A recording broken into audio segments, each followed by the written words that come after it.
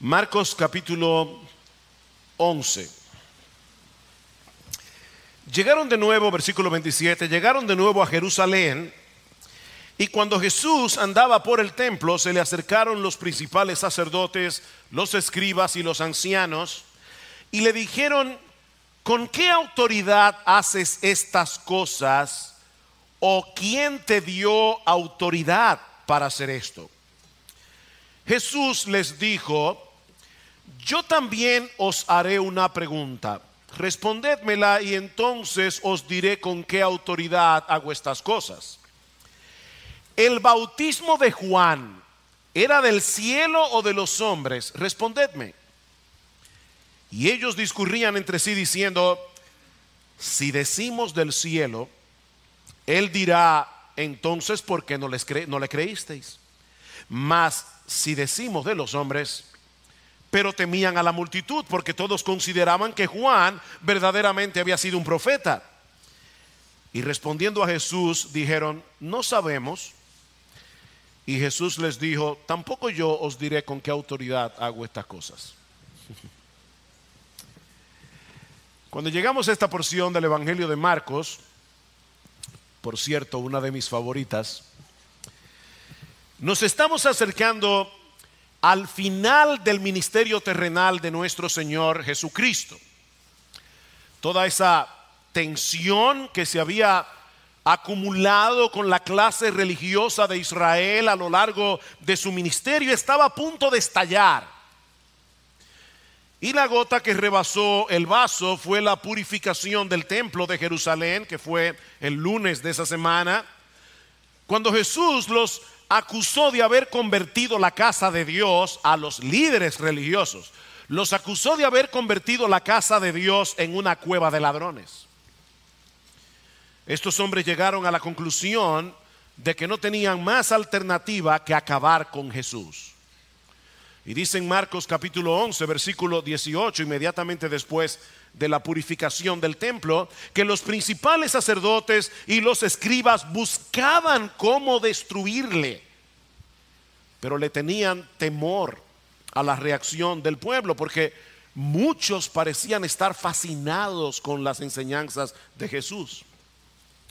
Y aunque Marcos no lo dice explícitamente, todo luce indicar que ese mismo día estos hombres se reunieron y se pusieron de acuerdo para hacer caer a Jesús en una trampa, para poder acusar a Jesús de ser un blasfemo. Porque al día siguiente, martes en la mañana, tan pronto Jesús aparece en el templo, llegaron todos juntos. Qué casualidad. Y todos con preguntas sumamente capciosas. Dice en el versículo 27: llegaron de nuevo a Jerusalén, o sea Jesús y los discípulos, y cuando Jesús andaba por el templo, se le acercaron los principales sacerdotes, los escribas y los ancianos, todos juntos, y todos con preguntas difíciles.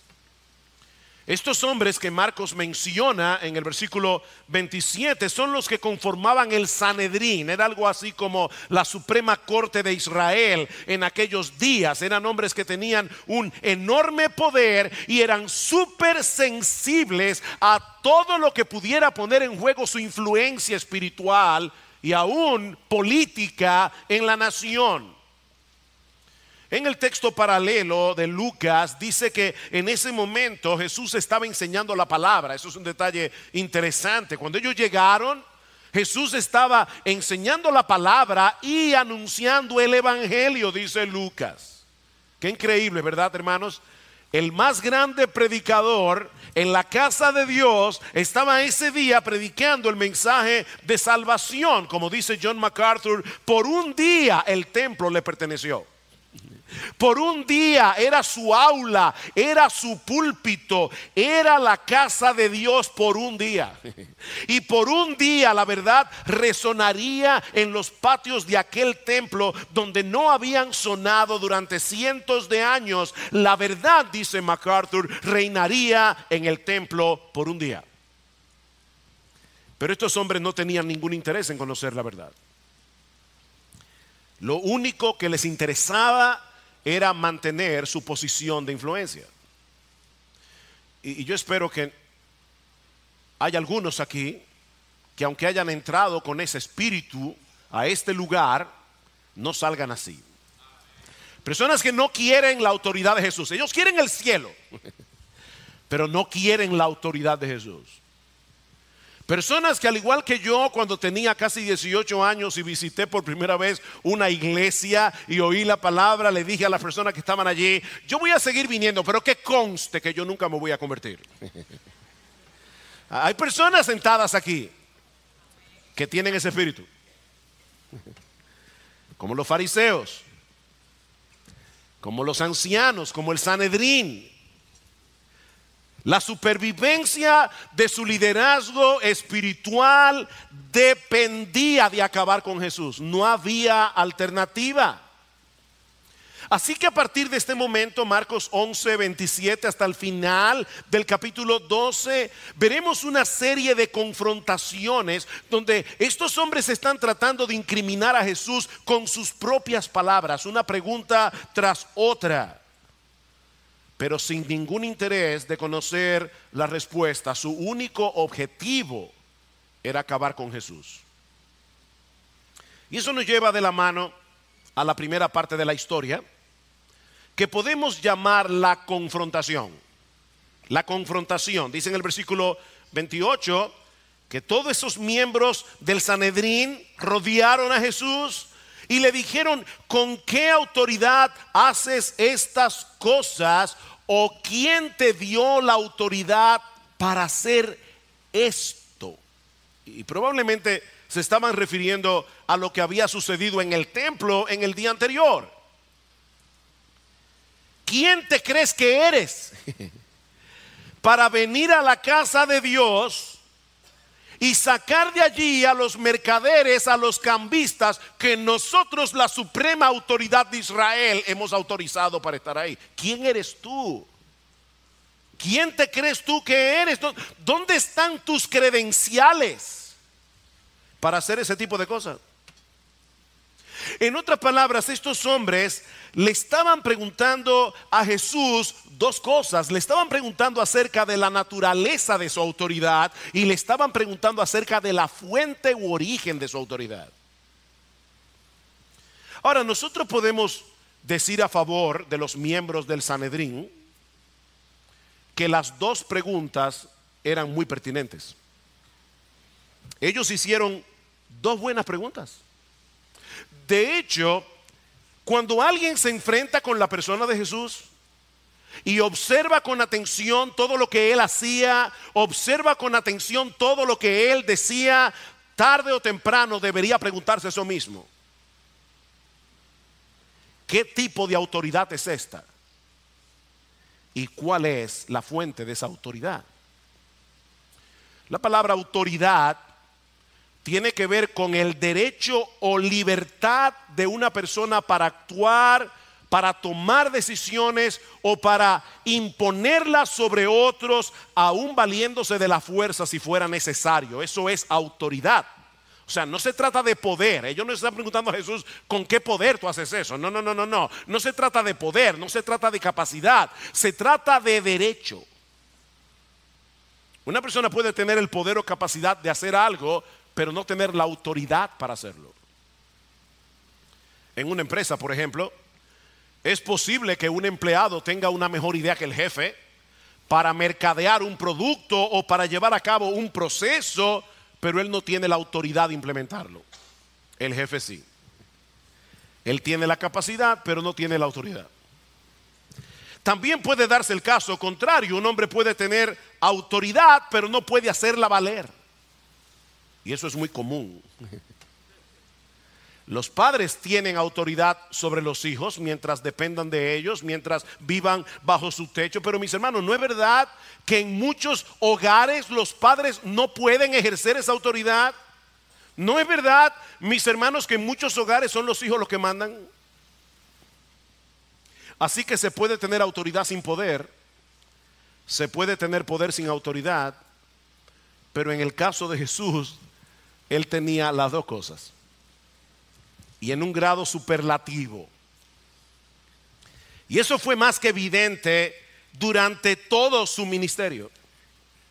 Mis hermanos, nunca ha habido, nunca habrá una persona con más autoridad que Jesús, porque Él es el Dios encarnado. Él es la segunda persona de la Trinidad que se hizo hombre. Cuando Jesús hablaba, lo hacía con autoridad. Dice en Mateo capítulo 7, versículos 28 y 29, que la gente se admiraba porque les enseñaba como quien tiene autoridad y no como los escribas. Mientras los escribas citaban constantemente a otros maestros, el rabino tal o cual dijo esto o aquello, Jesús descansaba en su propia autoridad. En los evangelios encontramos unas 75 veces en la que Jesús introdujo su enseñanza con esta frase: en verdad yo os digo. Y yo no tengo que citar a nadie. En verdad yo os digo. Y en muchas ocasiones corregían las interpretaciones tradicionales de las escrituras que los supuestos expertos de Israel tenían. Oísteis que fue dicho, pero yo os digo. Jesús no solo clamaba tener la interpretación definitiva de la Biblia, sino que en una ocasión, Juan 14:6, Él llegó a decir que Él era la verdad encarnada. ¡Qué declaración! Yo soy el camino, la verdad y la vida. Nadie viene al Padre sino por mí. No que Él fuera un maestro de la verdad, no que Él fuera una fuente confiable de verdad. Lo que Jesús está diciendo es que Él era la verdad. Yo soy la verdad. Todo el que está de acuerdo conmigo está en la verdad. El que no está de acuerdo conmigo está en el error. El que no está de acuerdo conmigo está equivocado. Jesús hablaba con autoridad. Y de paso, mis hermanos, a aquellos que están aquí que profesan ser cristianos, ¿saben qué es lo que distingue a un creyente? Que es una persona que reconoce esa autoridad.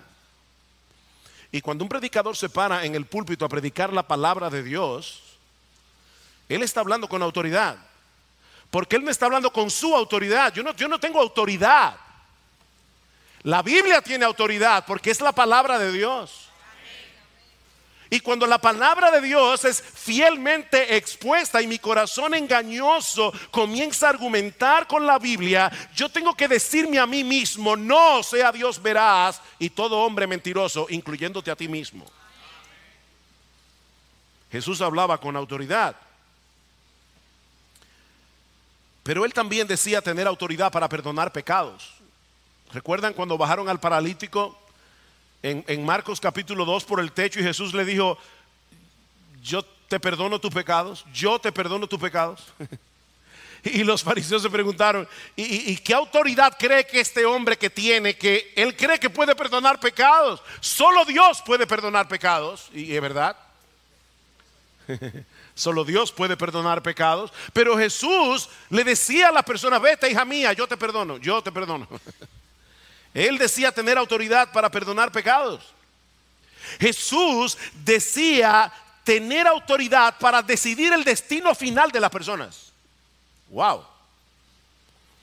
En Juan capítulo 1 versículo 12 dice el Señor: mas a todos los que le recibieron, a los que creen en su nombre, Él les dio potestad de ser hechos hijos de Dios. Jesús le dio la autoridad de ser hechos hijos de Dios. Y en Mateo capítulo 25, en el versículo 32, el mismo Jesús dice que al final de los tiempos serán reunidas delante de Él todas las naciones, y Él apartará los unos de los otros como aparta el pastor a las ovejas de los cabritos. Jesús está diciendo aquí que en el día del juicio Él es el que va a diferenciar a los que son salvos de los que no lo son. Jesús tiene esa autoridad. Jesús mostró autoridad sobre las enfermedades. ¿Recuerdan cuando sanó al siervo del centurión? Y él le decía: Señor, no tienes que entrar en mi casa, yo soy un hombre bajo autoridad, y cuando le digo a un soldado va, va, y cuando le digo viene, viene. Así que yo no soy digno de que tú entres en mi casa, solo di la palabra y mi siervo sanará. Y Jesús dice: wow, ni en Israel había yo hallado tanta fe. Vete, ya tu siervo sanó. Jesús tiene autoridad sobre las enfermedades. Jesús tiene autoridad sobre los demonios. Jesús tiene autoridad sobre los fenómenos naturales. ¿Recuerdan cuando los discípulos estaban en la barca y el Señor se acerca y dice al mar y al viento: ¡calla! ¡Enmudece!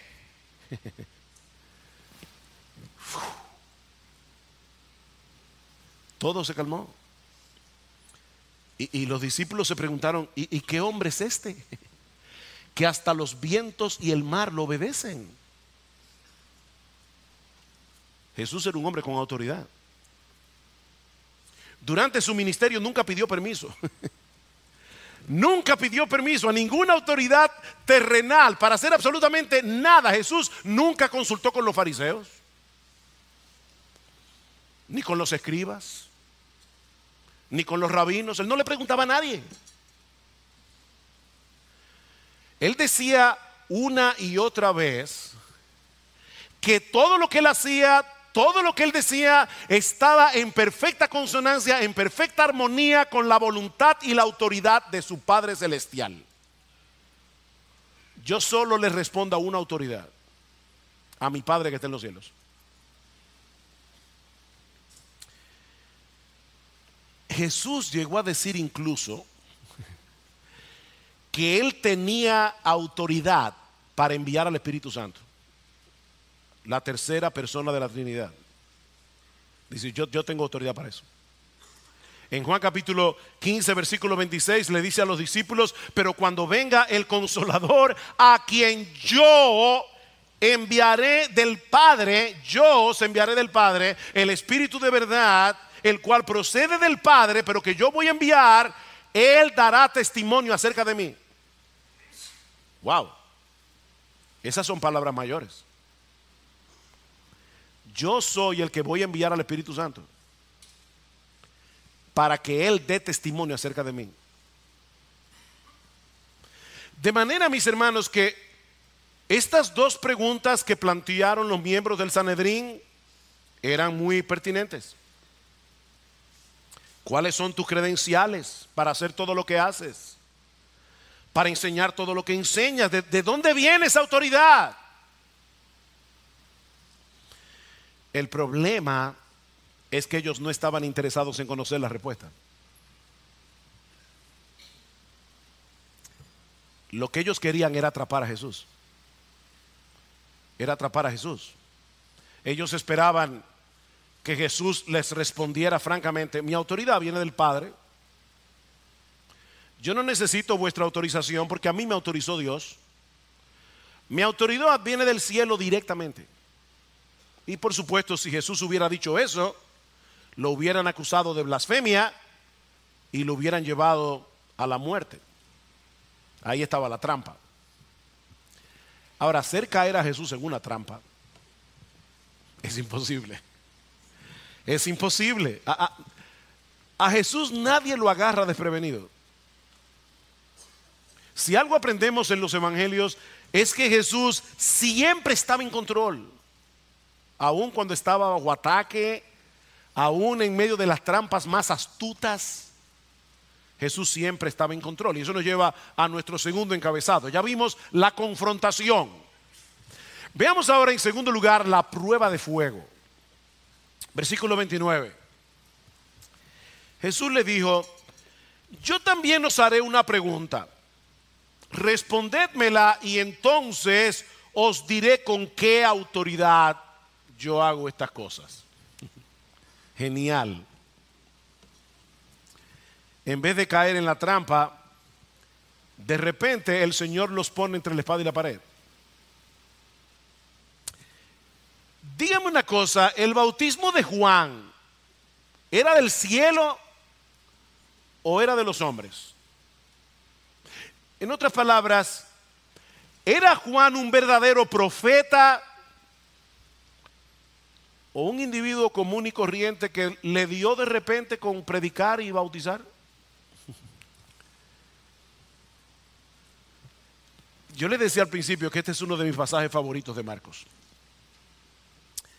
Pablo dice de Jesús en Colosenses capítulo 2 versículo 3 que en Él están escondidos todos los tesoros de la sabiduría y del conocimiento. Y este es un buen ejemplo de esa brillantez de Jesús en acción.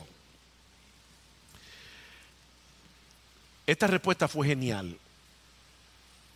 Todo el mundo en Israel veía a Juan el Bautista como un verdadero profeta enviado por Dios. Todo el mundo. Pero el mismo Juan había dicho claramente que su labor era preparar el camino para el Mesías. O sea, cuando Juan el Bautista aparece en el escenario de Israel y de repente los líderes religiosos le envían una comitiva para preguntarle: ¿quién eres tú? Esta fue la respuesta de Juan: yo soy la voz de uno que clama en el desierto, enderezad el camino del Señor, como dijo el profeta Isaías. Yo bautizo con agua, mas en medio de vosotros está uno a quien vosotros no conocéis. Este es el que viene después de mí, el que es antes de mí, al cual yo no soy digno de desatar encorvado la correa de su calzado. ¿Quién soy yo? Eso no importa. Yo no vine a llamar la atención sobre mí. Yo vine a llamar la atención sobre ese que es más grande que yo, al que ustedes no conocen. Y al otro día, Juan el Bautista está allí conversando con sus discípulos y a lo lejos ve a la persona de Jesús. Y Juan el Bautista le dice a los discípulos en Juan capítulo 1 versículo 29: he ahí el Cordero de Dios que quita el pecado del mundo. He ahí el Cordero de Dios. No me miren a mí. No me miren a mí, mírenlo a Él. De hecho, en un momento dado Juan el Bautista dijo: es necesario que Él crezca, pero que yo mengüe. Yo tengo que desaparecer, porque lo importante es Jesús. Así que, mis hermanos, el ministerio de Juan el Bautista iba de la mano con el ministerio de Jesús. No se podía aceptar a Juan como un verdadero profeta y rechazar a Jesús como el Mesías. Esto era un paquete todo incluido. De manera que Jesús no está evadiendo la respuesta de los fariseos con esta pregunta. No. En una forma indirecta, Él estaba respondiendo su pregunta. ¿Qué piensan ustedes acerca del bautismo de Juan? Porque si su bautismo provenía del cielo, mi autoridad también. Ahí está vuestra respuesta. Pero si él no era un profeta enviado por Dios, tampoco mi ministerio tiene ninguna validez. Entonces dígame, ¿el bautismo de Juan era del cielo o era de los hombres? Así que de repente los miembros del Sanedrín se encontraron en un tremendo problema.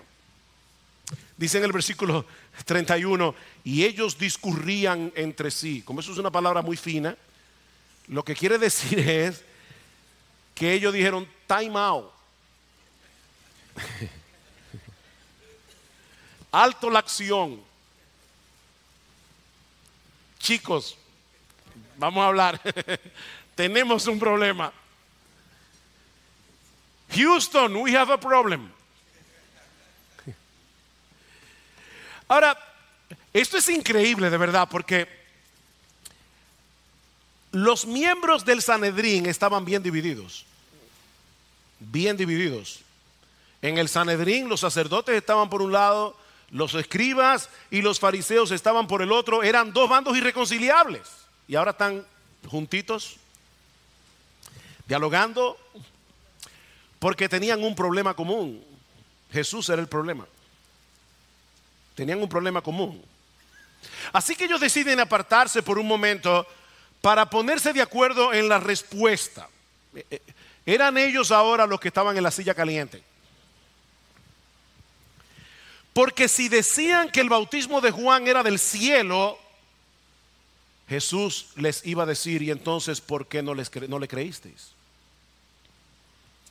Si ustedes aceptan el hecho de que Juan el Bautista es un verdadero profeta enviado por Dios, y él llamaba a la gente para que se arrepintieran de sus pecados, para que se bautizaran como un símbolo de su arrepentimiento y para que creyeran en mí, ¿por qué ustedes me rechazan?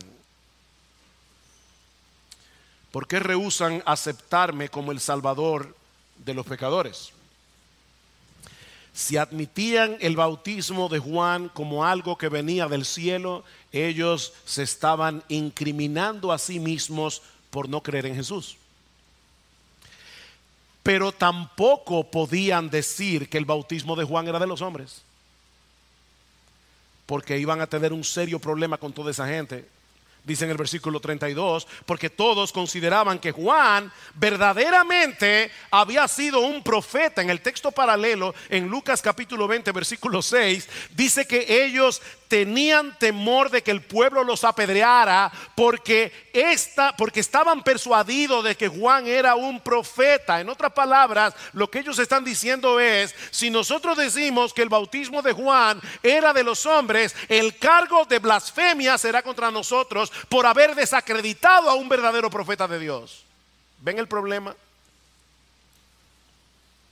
Y no olviden que para los miembros del Sanedrín, la reputación lo era todo. Ellos amaban la gloria de los hombres. Ellos amaban ser el centro de atención. Si perdían eso, lo perdían todo. Estos hombres estaban en un dilema. Cualquiera de las dos opciones los iba a meter en problemas. Así que ellos deciden venir delante del Señor y les responden, versículo 33. Y yo me imagino que fue algo como esto: no sabemos.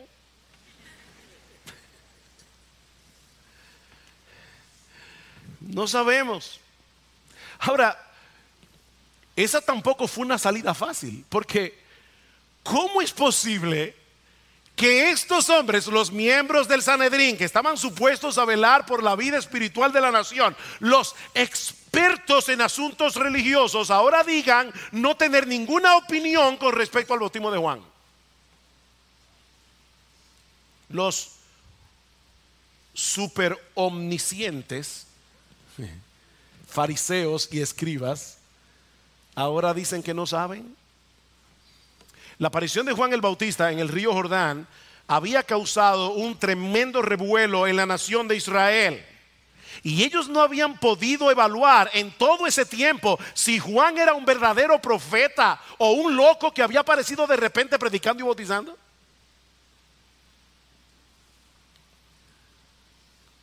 Pero no tenían otra alternativa. ¿Saben, mis hermanos, que cuando los hombres se quedan sin respuesta, la única salida que tienen es alegar ignorancia?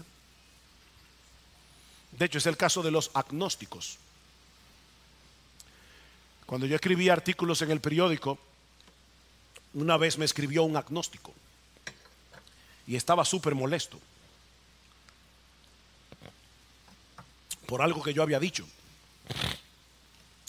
Y yo le escribí una carta, lo más amable que pude, porque debe ser amable. Yo no lo insulté, pero sí le dije: mira, yo no sé si tú sabías que la palabra agnóstico es una palabra griega que significa en español ignorante. Así que si tú reconoces que tú eres ignorante, deberías tener la humildad de aceptar que es posible que haya personas que sepan lo que tú no sabes. Y por lo tanto deberías tener un espíritu más enseñable. Suena muy bonito. Yo soy agnóstico. Exacto, qué bien que tú reconoces que eres un ignorante. Entonces déjame enseñarte.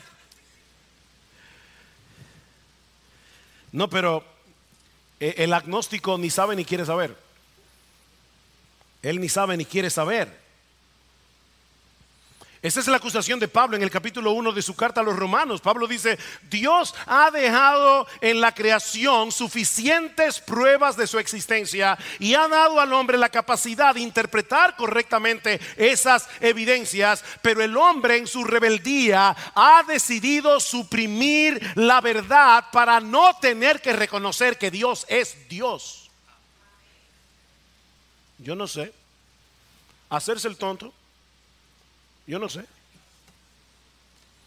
En otras palabras, mis hermanos, el hombre incrédulo sufre de una terrible deshonestidad intelectual.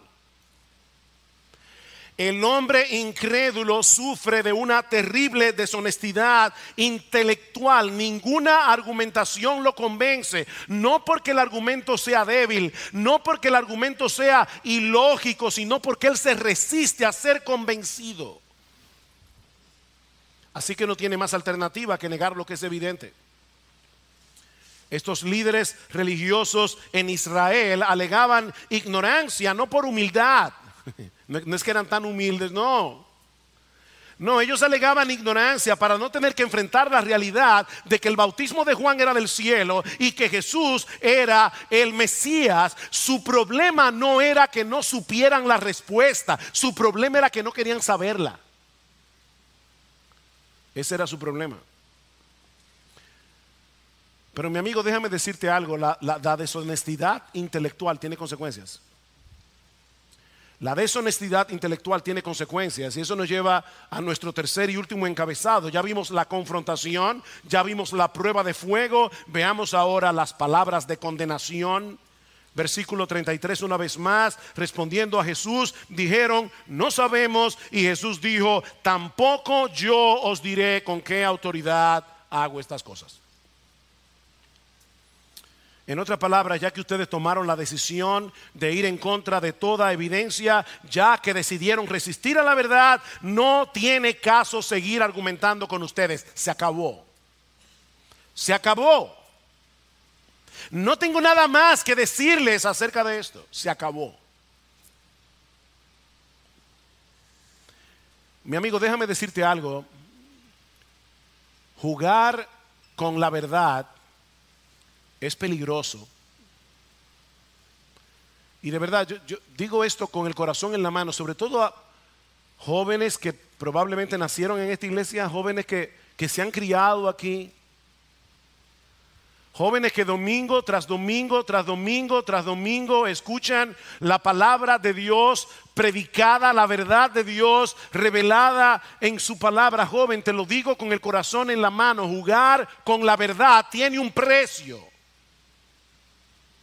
Es peligroso. Hay un momento en que de tanto rechazar la luz del evangelio, esa luz se va para siempre.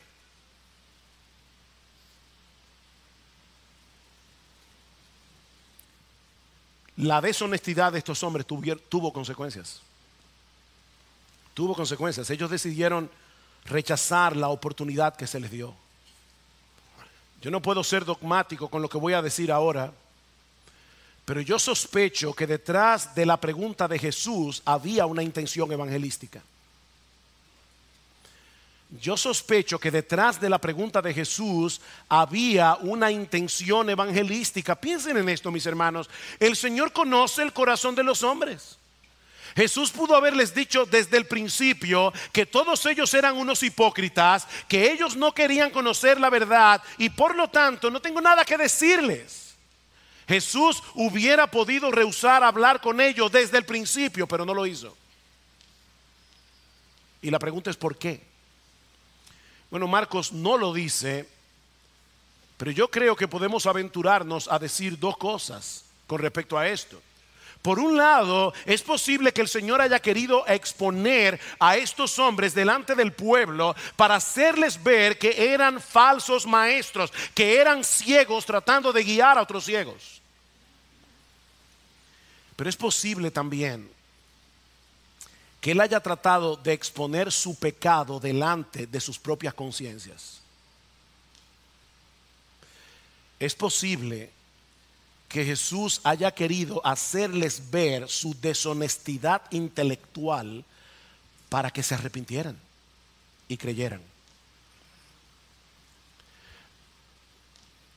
R.C. Sproul, un gran pensador cristiano, él le llama a la apologética preevangelismo. Cuando nosotros defendemos la verdad, nos preguntan ¿por qué ustedes creen que la Biblia es la palabra de Dios? ¿O por qué ustedes creen que Jesucristo es Dios? Y nosotros les damos algunas respuestas. Esas respuestas no lo van a salvar. Esas respuestas no lo van a salvar, mis hermanos. Lo que va a salvar a un pecador es el evangelio. Pero esas respuestas pueden hacerle ver a esta persona que está peleando contra una pared. Puede hacerle ver a esta persona que el hecho de estar negando la verdad de Dios revelada en su palabra es una deshonestidad intelectual, y el Espíritu de Dios puede usar eso para hacerle ver su pecado y llevarlo a Cristo. Repito, yo no puedo ser dogmático en cuanto a esto, pero es posible que el Señor los estuviera evangelizando. Es posible que el Señor les estuviera dando otra oportunidad, pero ellos la rechazaron.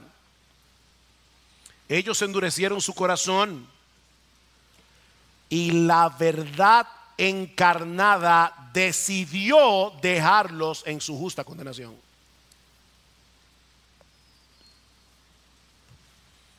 Yo tampoco voy a decirles con qué autoridad hago estas cosas.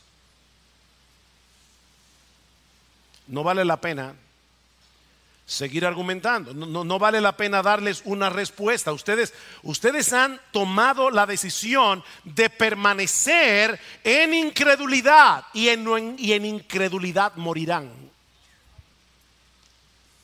Qué duro es esto. Mis hermanos, ¿qué aprendemos de un pasaje como este?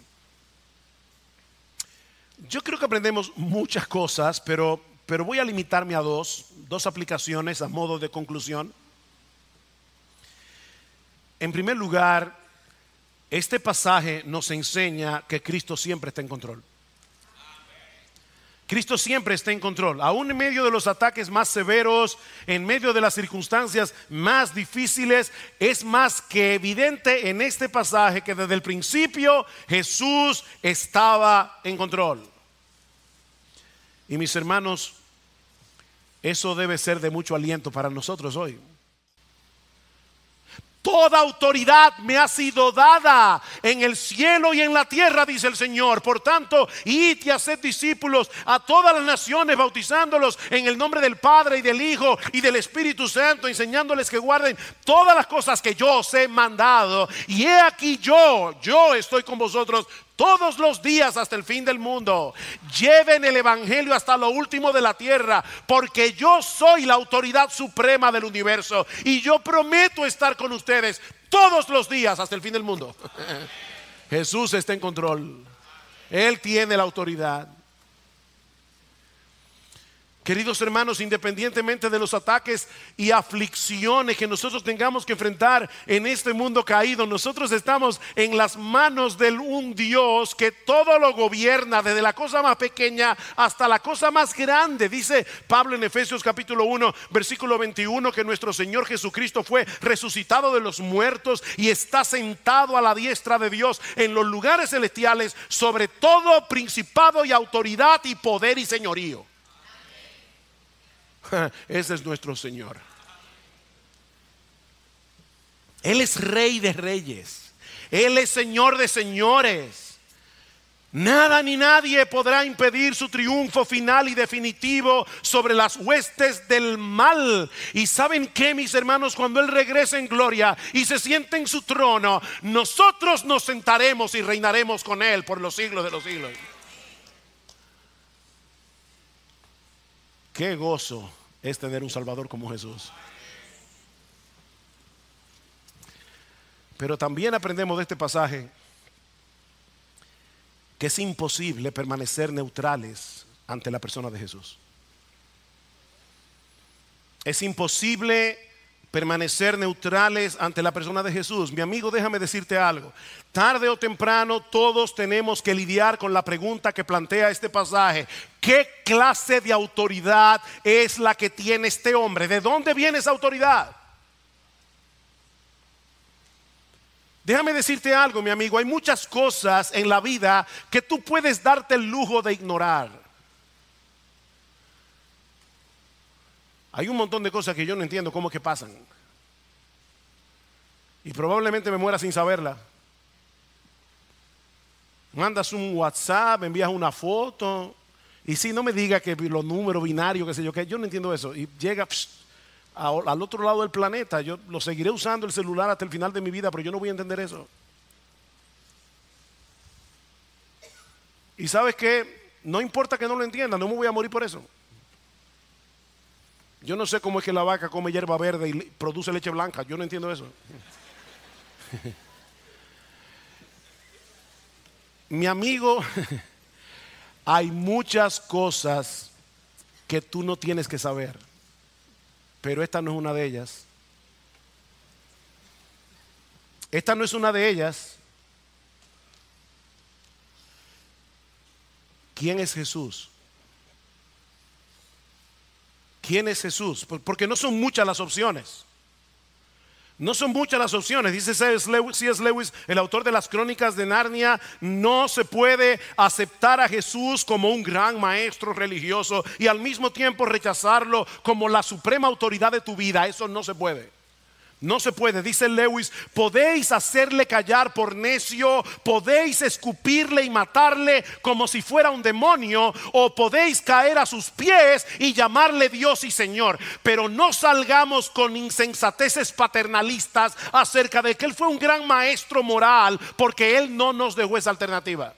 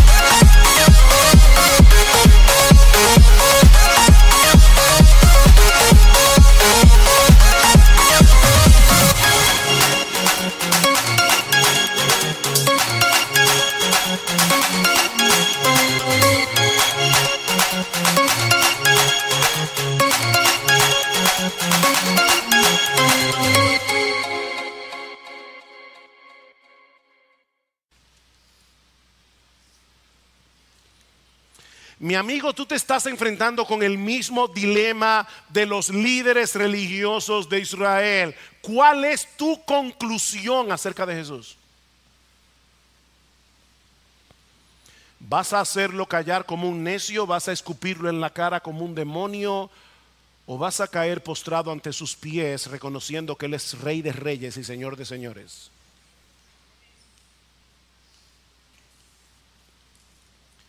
Porque la neutralidad no es una opción. La neutralidad no es una opción. De hecho, si tú decides no hacer nada, ya estás haciendo algo. Si tú sales de este lugar y decides yo no voy a preocuparme por eso, ya lo hiciste. Ya rechazaste a Jesús. Ya tú estás tomando una decisión. Ya lo estás escupiendo en la cara. ¿Qué vas a hacer con Jesús? Porque con Él es todo o nada.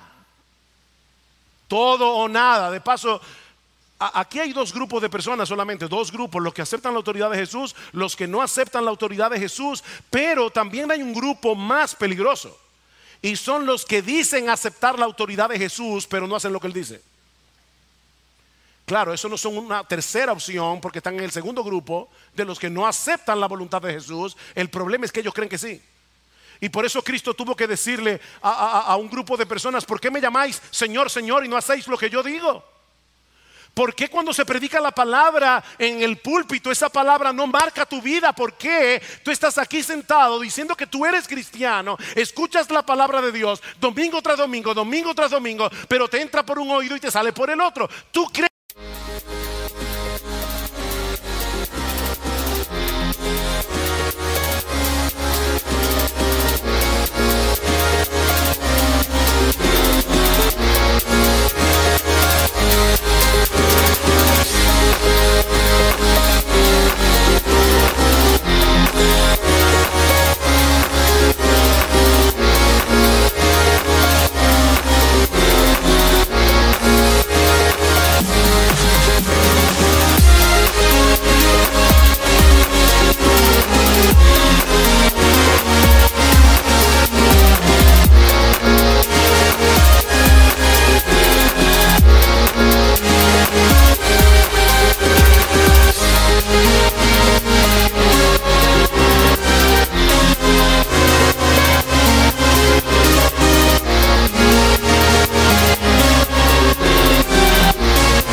verdad que tú vas camino al cielo?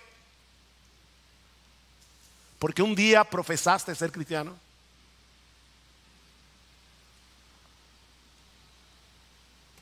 Dice Jesús,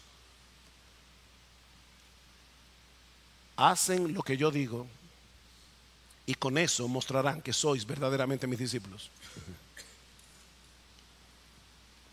Él mismo dijo en una ocasión, el que no está conmigo está contra mí. No se puede pretender neutralidad cuando se trata de Jesús. Ahora, no olvides, mi amigo, no olvides que Él es el único que tiene autoridad para perdonar pecados.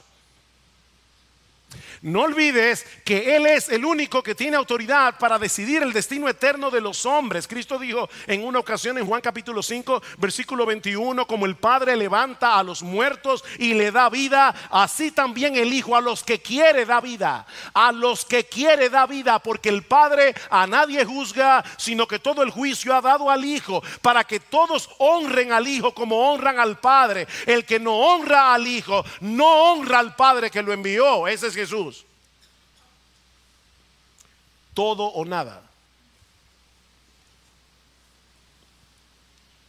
Mi amigo, no sigas en pie de guerra peleando una batalla que tú no vas a ganar.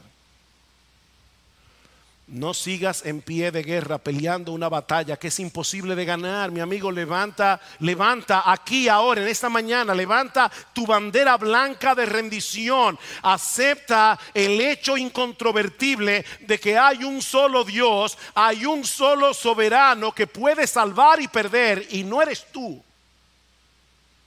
Tú no eres ese Dios. Hay un solo Dios.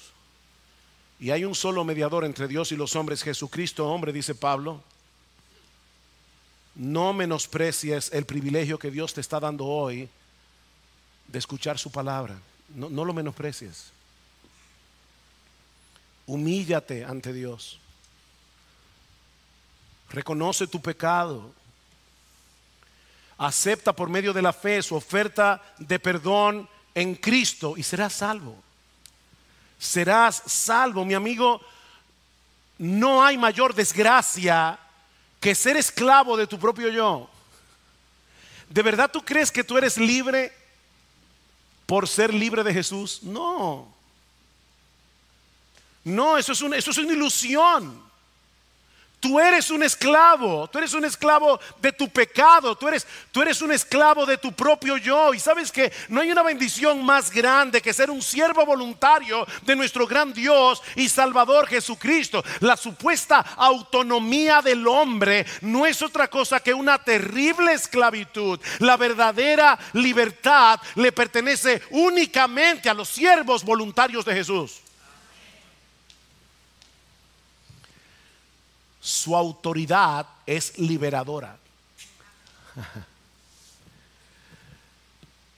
Porque solo a los que el Hijo libertare serán verdaderamente libres. Juan capítulo 8. Jesús mismo dijo: aquel a quien al Hijo liberta, ese será verdaderamente libre. Quiere el Señor que muchos hoy sean liberados de la prisión espiritual en que se encuentran, al poner su confianza, toda su confianza, únicamente en Jesús. Que muchos de aquí salgan hoy perdonados y liberados